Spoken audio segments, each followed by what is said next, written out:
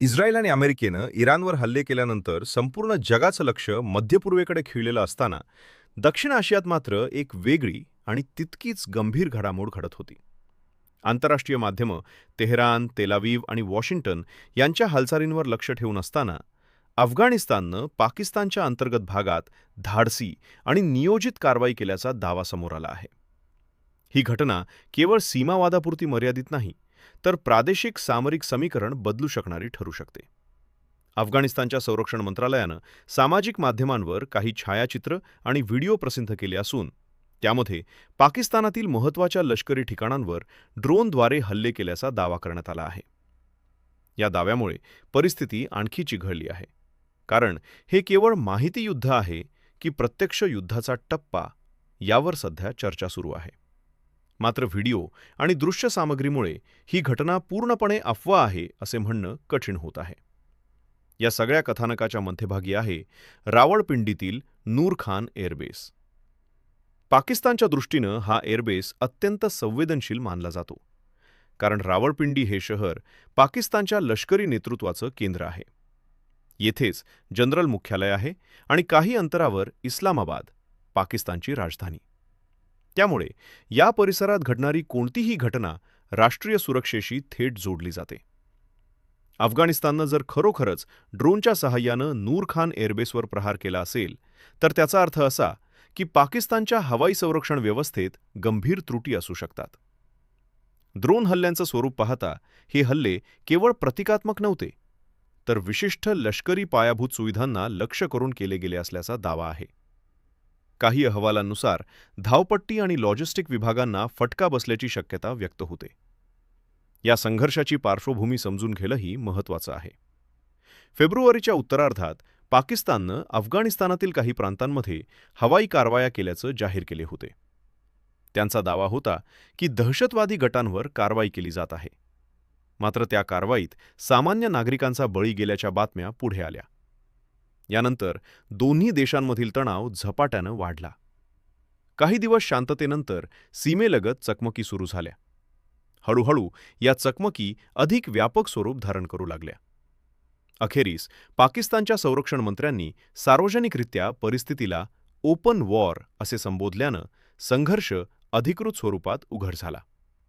या दरम्यान अफगाणिस्ताननं केवळ सीमा भागापुरतं स्वतःला मर्यादित न ठेवता पाकिस्तानच्या अंतर्गत भागात असलेल्या लष्करी तळांना लक्ष्य केल्याचा दावा केला. क्वेटा, खैबर पख्तूनख्वा आणि इतर काही ठिकाणांवरील कारवायांची माहिती देण्यात आली.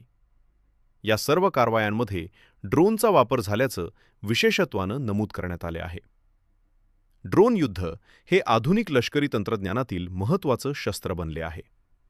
कमी खर्चात अचूक लक्ष्यभेदन आणि दूरस्थ नियंत्रण ही त्याची वैशिष्ट्ये. अफगाणिस्तानकडे पारंपरिक अर्थानं मजबूत हवाई दल नसले तरी ड्रोनच्या सहाय्यानं त्यांनी सामरिक समतोल साधण्याचा प्रयत्न केला आहे, असे विश्लेषकांचं मत आहे. पाकिस्तानच्या बाजूनं अधिकृतरित्या काही दावे फेटाळले गेले आहेत, तर काही घटनांची चौकशी सुरू असल्याचं सांगण्यात आले आहे. युद्धाच्या वातावरणात माहितीचा प्रवाह नियंत्रित असतो आणि दोन्ही बाजूंनी प्रचारयुद्ध देखील सुरू असते. त्यामुळे कोणती माहिती अंतिम सत्य आहे हे निश्चित सांगणं कठीण आहे. तथापि जर रावळपिंडीसारख्या संवेदनशील भागात ड्रोन पोहोचले असतील तर त्याचं दीर्घकालीन परिणाम संभवतात. यामुळे पाकिस्तानला आपल्या हवाई संरक्षण प्रणालीचं पुनर्मूल्यांकन करावे लागू शकते. तसेच राजधानीच्या सुरक्षेबाबतही प्रश्न निर्माण होऊ शकतात. या संघर्षाचा आणखी एक पैलू म्हणजे प्रादेशिक स्थैर्य. इराणमधील घडामोडींमुळे आधीच मध्यपूर्व अस्थिर आहे. अशावेळी दक्षिण आशियात नव्या संघर्षाची ठिणगी पडल्यास त्याचे परिणाम व्यापक असू शकतात. चीन, अमेरिका, रशिया आणि भारत यांसारख्या देशांचं या प्रदेशातील हितसंबंध गुंतलेले आहेत. अफगाणिस्ताननं आपल्या निवेदनात दावा केला आहे की त्यांनी केवळ लष्करी लक्ष्यांनाच लक्ष्य केले आणि नागरी भाग टाळले. त्यांनी काही पाकिस्तानी सैनिक ठार झाल्याचा दावा देखील केला आहे. मात्र या दाव्यांची स्वतंत्र पडताळणी अद्याप झालेली नाही.